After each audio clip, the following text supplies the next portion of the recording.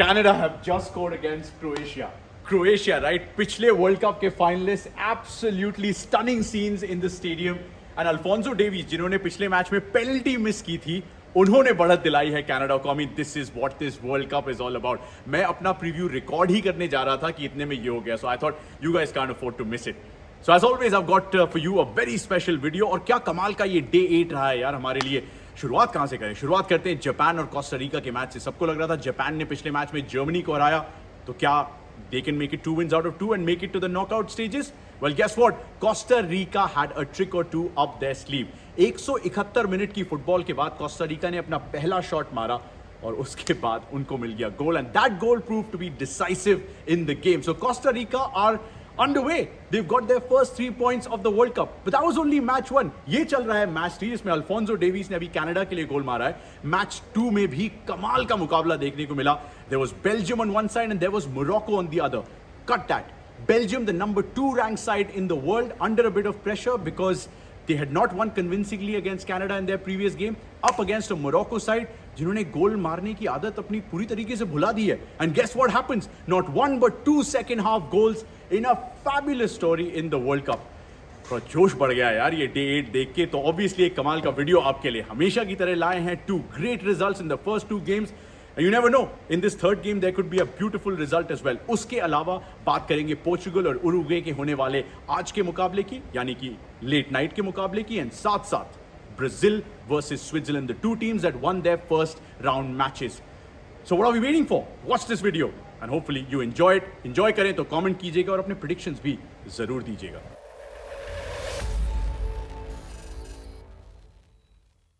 Just got home guys and मैंने इस video की शुरुआत की थी पूरी एनर्जी के साथ, पूरे पैशन के साथ कि ये कनाडा ने गोल मार दिया है, वाओ व्हाट अ स्टोरी, उनका पहला विश्व कप गोल. और अल्फोंसो डेविस जिन्होंने पिछले मैच में पेनल्टी मिस की थी, उन्होंने वर्ल्ड कप का फास्टेस्ट गोल मार दिया है, आई थिंक इन जस्ट 67 और 68 सेकंड्स. जब तक मैं स्टूडियो से निकलने लगा ऑलरेडी 2-1 की स्कोर लाइन क्रोएशिया के फेवर में हो चुकी थी. जब तक मैं घर पहुंचा ऑलरेडी वो स्कोर लाइन 4-1 हो चुकी थी. सो Croatia showed their class and I think parity was restored in this World Cup to a certain extent because this Croatia side is the last edition's World Cup finalists, right? So you got to give them credit where it's due. Now they've picked up a win, so they've gone up to 4 points and now they look very very comfortable. I think Canada इस experience से काफी सीखेंगे. I think they put a lot of energy into trying to beat Belgium, or should we say trying to match Belgium in the last game. और उसकी वजह से यार वो इंटेंसिटी क्रोएशिया जैसी एक्सपीरियंस टीम के खिलाफ मेंटेन करना शायद उनके लिए इजी नहीं था. इवन दो उनके कोच को लगा कि वो क्रोएशिया को हरा सकते हैं इस मैच में, I think he'll be the first one to admit that they were slightly naive in approaching this game, and even though they got the lead, they weren't good enough to protect that lead. So as a result, Canada इस विश्व cup से बाहर हो चुके हैं. 1986 के बाद पहली बार वर्ल्ड कप में आए थे, and they'll be hoping to get back there as soon as possible. Well done to them. They played some good football, eye-catching football. But at the end of the day, this is the World Cup where some biggies often show their class in amongst all the upsets that we've had. Now, speaking of upsets, I don't know if it's an upset, but maybe जब आप calendar पे इस match को देखते, जब विश्व cup शुरू ही हुआ था, तो आप कहते fairly even contest जापान और कोस्टा रिका के बीच शायद 7 रैंकिंग प्लेसेस का फर्क है, तो it could be an even match. But I mean, Japan had just beaten Germany going into this game, right? So people thought, okay, maybe 2 wins out of 2. Germany को हराया यार, 4 बार के चैंपियंस को हराया, तो how difficult can it be?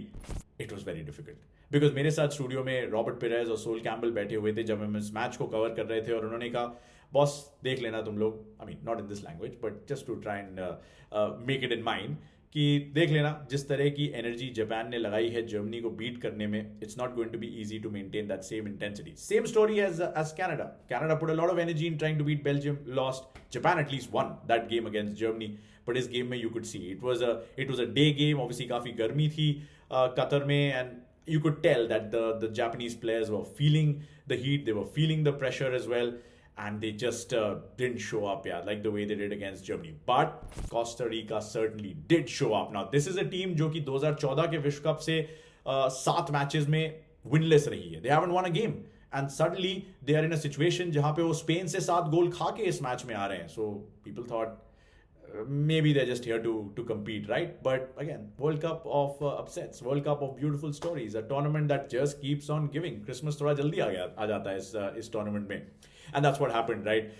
Keshav Fuller ने 81st minute में वो गोल मारा जो फर्क बना दोनों टीमों के बीच. नाउ स्लाइट कॉन्टेक्स्ट हियर कि कोस्टा रिका ने अपने पिछले मैच में स्पेन के खिलाफ एक शॉट भी नहीं लिया था, let alone a shot on target. तो 171 मिनट की फुटबॉल के बाद उनका पहला शॉट ऑन टारगेट आया और वो बन गया goal. Maybe they should just take shots on target and they will score. But anyway, that give us a beautiful story of the day, because Japan के हारने के बाद लाइफ बहुत इंटरेस्टिंग हो गई है, because Japan got into this game with 3 points. Costa Rica got into this game with 0 points and a -7 goal difference. But guess what? Now they're back in it with 3 points as well. Sets it up beautifully in this group. That takes me to the second game of the day. काफी लोग पहले game से ही काफी हैरान हो चुके थे. What a start we had to day 8, right? With Costa Rica producing that result against Japan. And ये वो Costa Rica की टीम है जो कि 2014 से एक भी मैच वर्ल्ड कप में जीती नहीं थी. खेली थी वर्ल्ड कप बट जीती नहीं थी. So a huge moment for them and an equally huge moment, or should I even say an even bigger moment for a team that came into this World Cup looking for only their third ever World Cup win. I mean, their last World Cup win came in 1998, right? I'm talking about Morocco, who were up against the number 2 ranked side in the world, that is Belgium. I mean, obviously completely different teams. एक तरफ एक Belgium की team जिसमें Kevin De Bruyne जैसे इस दुनिया के सबसे महान खिलाड़ियों में से एक मौजूद है, Eden Hazard, certainly one of the most popular footballers going around, Alderweireld, Vertonghen, Axel Witsel. The quality is all over the pitch, right? Romelu Lukaku, जिन्होंने बेल्जियम के लिए 68 गोल मारे हैं, वो बेंच पे अवेलेबल थे क्योंकि वो फुली फिट नहीं थे, लेकिन he could have been brought on as a substitute. But up against them a Morocco side जो बहुत ही पेडेस्ट्रियन लगे, बहुत ही ऑर्डिनरी लगे थे अपने पहले मैच में जब वो क्रोएशिया से भिड़े थे. सो पीपल एक्सपेक्टेड कि बेल्जियम ने अपना पहला मैच कनाडा जैसी अग्रेसिव टीम से किसी तरीके से जीत लिया, so they will make it 2 wins out of 2 and they had their fortune in their own hands. किस्मत उनके हाथों में थी and they will make it to the knockouts, the first team to do so after France.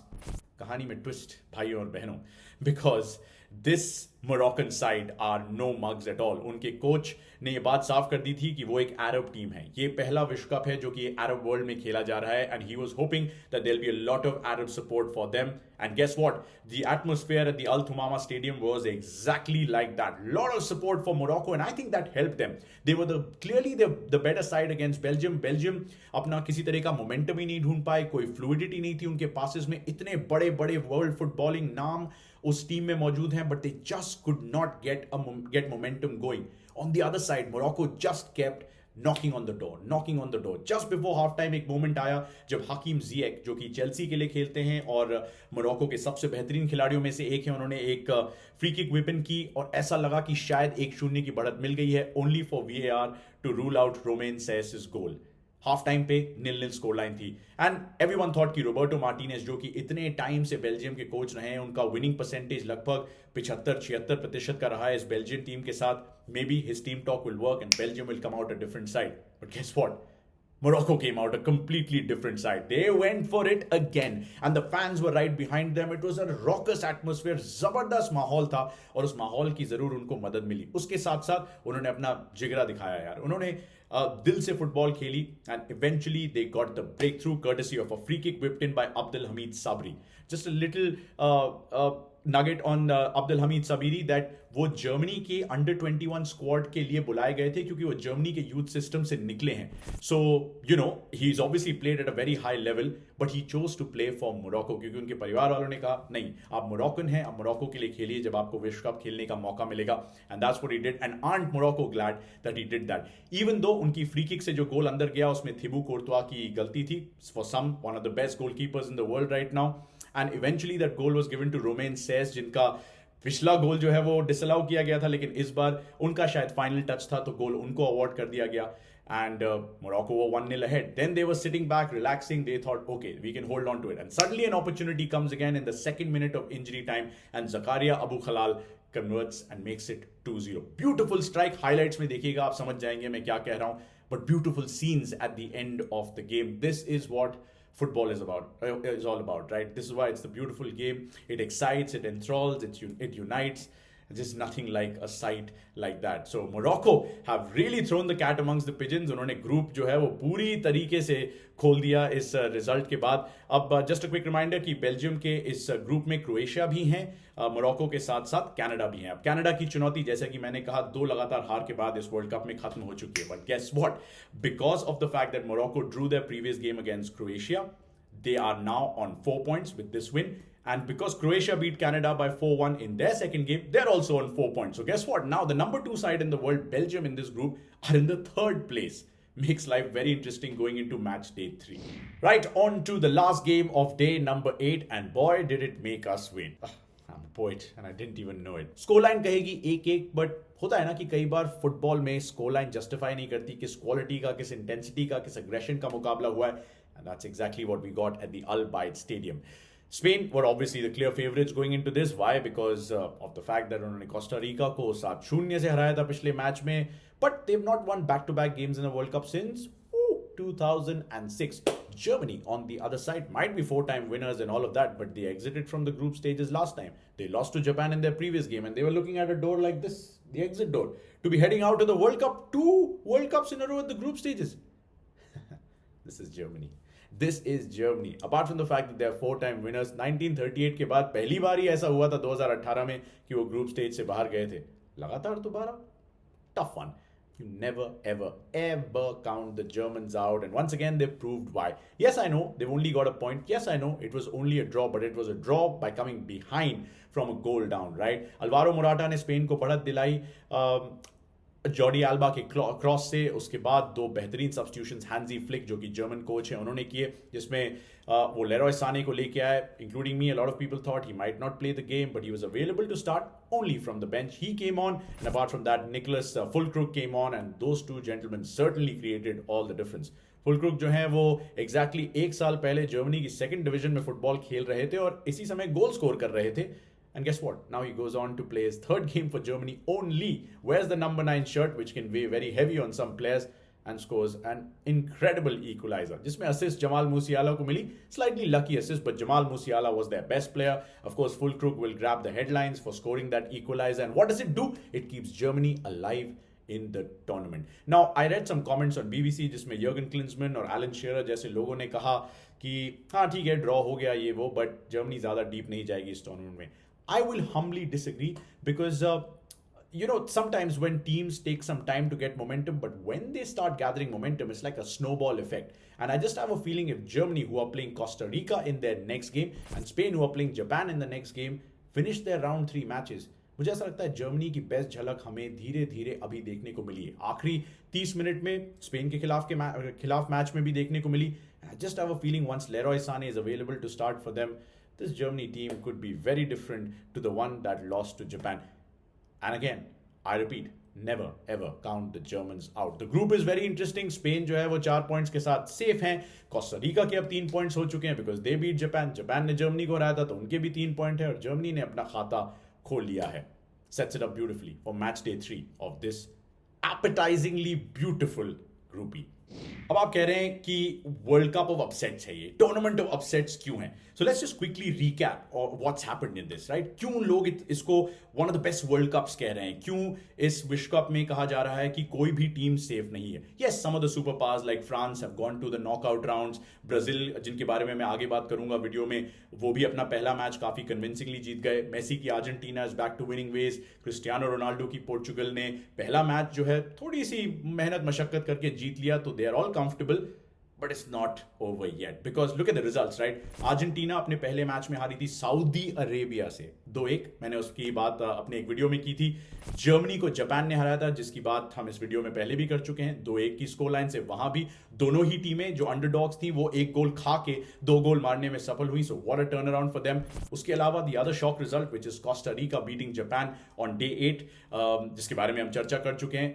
Netherlands one against Ecuador won. I think that can also be called a bit of an upset because Ecuador were not supposed to challenge Netherlands the way they did. उसके अलावा Morocco की ये score line यार against the number 2 side in the world, again a big upset. And not to forget England versus Iran का जो 6-2 की score line थी, that also tells you that the highest ranked Asian team against England was really no match as well. But at the same time, Iran also won a game to create some wild scenes in Asia and of course in the country of Iran, जहाँ पे इतनी मुश्किलें चल रही हैं. So what a World Cup we've had, but we are not done yet. Right. So World Cup of upsets की हम बात कर रहे हैं, तो आप भी अपने comments में हमें बताइए कि आपके हिसाब से सबसे बड़ा shock result कौन सा रहा है. Perhaps the Saudi Arabia game is still an upset for you, the biggest one. Perhaps one of the games from day number 8 where Morocco created history by beating Belgium, या कोई और. Let me know. But I'm moving on to the two games that you should definitely look out for, and I'll begin with Portugal versus Uruguay. Got that? Cristiano Ronaldo's Portugal versus Luis Suarez Uruguay. Now, just a bit of context. Diego Alonso, जो कि Uruguay के coach हैं, वो जानते हैं कि Uruguay 1930 में champions थे, which was the first ever World Cup. 1950 में चैंपियंस थे जब उन्होंने ब्राजील के घर में हराया था. लेकिन 50 से लेके 72 साल बीत चुके हैं और उरुग्वे उसके बाद वर्ल्ड कप की ट्रॉफी नहीं उठा पाए हैं. What does that mean? Which means काफी सारे महान प्लेयर उरुग्वे के इस टीम में आए हैं और उन्होंने बहुत नाम कमाया है, बट वो ट्रॉफी जो है उस कैबिनेट से उसके बाद से मिसिंग है. Right now, last game against south Korea they had a 0-0 draw. They couldn't really find an opening against what was a very well organized South Korean defense. वो अपना होमवर्क करके आए थे और एडिनसन कवानी और Louis Suarez को उन्होंने रोक के रखा. यस, ये बात जरूर है कि उन्होंने 2 बार पोस्ट हिट किया. एक बार डिएगो गोर्डन जो कि उनके सेंटर बैक हैं उरुग्वे के, उन्होंने पोस्ट हिट किया. उसके अलावा वाल्वर्डे जो कि फुल बैक हैं, उन्होंने भी वुडवर्क को हिट किया. But they're still relying on experienced players, Uruguay, like Diego Godin, like Caceres, like Luis Suarez, and Edinson Cavani. Why Edinson Cavani is important in the story of Portugal is because Uruguay के Edinson Cavani जब पिछली बार Portugal से भिड़े थे तो वो था Russia 2018 के राउंड ऑफ 16 में. यस, पिछले वर्ल्ड कप के राउंड ऑफ 16 में यही दोनों टीमें आमने सामने आई थी. तब एडिनसन कवानी के 2 गोल बने थे फर्क इन दोनों टीमों के बीच.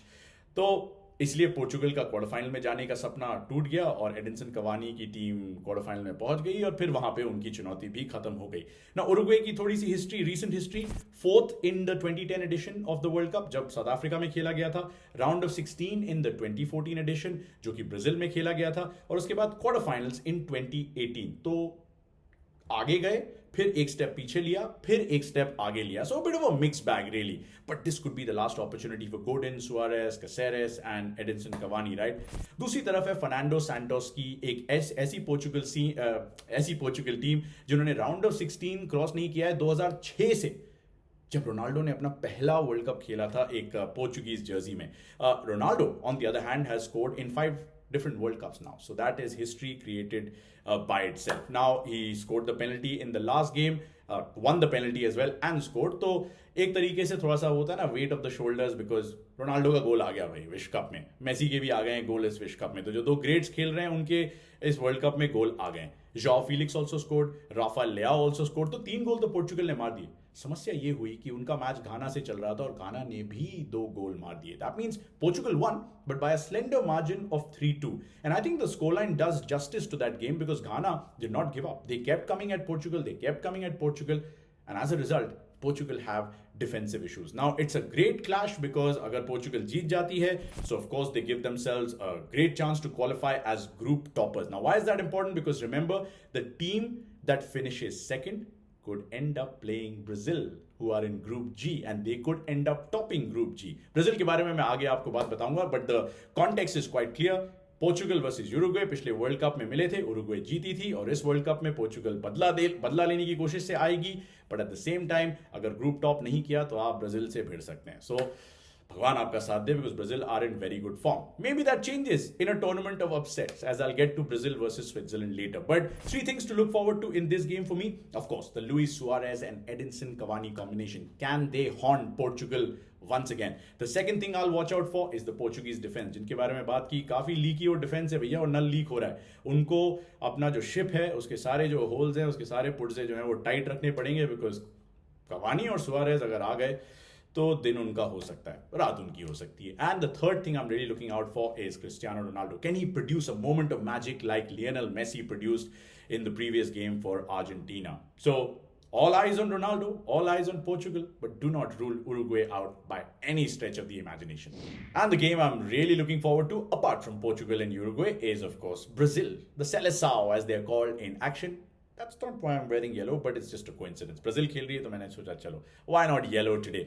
But it's also because Brazil made life look so simple and so easy. Joga bonito, right? That's how they play their football. और उन्होंने सर्बिया को एक बहुत ही साधारण टीम की तरह फुटबॉल खेलने दी. Because a lot of people thought कि सर्बिया जो है one of the dark horses हो सकते हैं इस टूर्नामेंट के, but Brazil showed why they have that class, why they have that legacy. 5 time के चैंपियंस हैं यार, और इस विश्व कप में एक बहुत ही स्ट्रॉन्ग स्क्वाड के साथ वो आ रहे हैं. And let's not forget the last time they lost a football game was when Messi's Argentina beat them in the Copa America final. That was a long time ago. पिछले साल काफी time हो गया basically, right. So at the end of the day अच्छा momentum है उनके पास, और उस मोमेंटम को उन्होंने जारी रखा सर्बिया को हरा के. इस ग्रुप में स्विट्जरलैंड भी है और कैमरून भी है, और स्विट्जरलैंड और कैमरून के बीच जो मुकाबला हुआ उसमें ब्रील एम्बोलो के गोल के जरिए स्विट्जरलैंड ने कैमरून को 1-0 की स्कोर लाइन से हरा दिया. A little bit of a nugget here कि ब्रील एम्बोलो जो है वो कैमरून में जन्मे थे. उनके पास ऑब्वियसली ऑप्शन था कि वो कैमरून के लिए खेल सकते थे, but eventually he decided to play for Switzerland, which is where he lives and of course plays his football now. Of course, it was a mixed bag of a feeling, right, for his family. I mean, imagine that's why he didn't even celebrate the goal. और अच्छा लगा कि उनके teammates ने भी उनको ज़्यादा encourage नहीं किया सेलिब्रेट करने के लिए. It was a great moment, one of those things जो फुटबॉल में अक्सर देखने को मिलती हैं. सो ब्रील एम्बोलो का गोल बना फर्क स्विट्जरलैंड और कैमरून के बीच. अब स्विट्जरलैंड तैयार है ब्राजीलियन चैलेंज के लिए.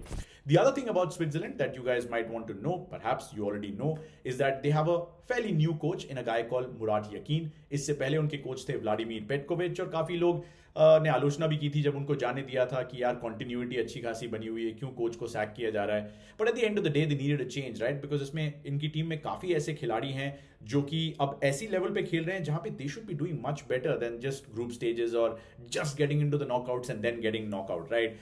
यान सॉमर है उनके बेहतरीन गोलकीपर हैं. आगे मिडफील्ड में जाका जैसे खिलाड़ी हैं, आर्सेनल फैंस आप उन्हें जानते होंगे. शकीरी हैं जिनको अल्पाइन मेसी कहा जाता है. Yup, in European terms he is one of the best players going around. Embolo जिनके बारे में मैंने बात की, वार्गास हैं. So plenty of options for them, right, in terms of their attacking threat, in terms of control in midfield, and of course defensive solidity or discipline के हिसाब से.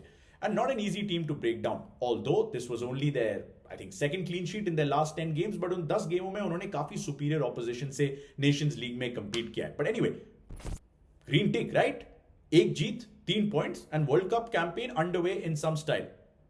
अब ब्राजील सामने. अब ब्राजील जो है वो आसान नहीं होने वाला उनके लिए चैलेंज. काफी सारे कारण, राइट. अगर आपने ब्राजील का मैच नहीं देखा तो आप जियो सिनेमा के ऐप पे जाके हाइलाइट्स देख लीजिए. You will know exactly what I am talking about, because at the Lusail stadium, which is ironically also the venue for the final on 18 December, जहां ब्राजील पहुंचना चाहते हैं, Richarlison absolutely lit it up. I mean इस Brazilian team में वैसे भी talent की कोई कमी नहीं है. एलिसन उनके गोल में है, मार्किनोस हैं, अलेक्सेंड्रो हैं, कैसेमीरो हैं जो कि मिडिल में खेलते हैं, फ्रेड आ सकते हैं अब टीम में, उसके बारे में आगे बताऊंगा. पक्वेटा है, रफीनिया है, विनीशियस जूनियर हैं. कहां से शुरू करूं और कहां पे खत्म, जैसे कि मैं अक्सर कहता हूं.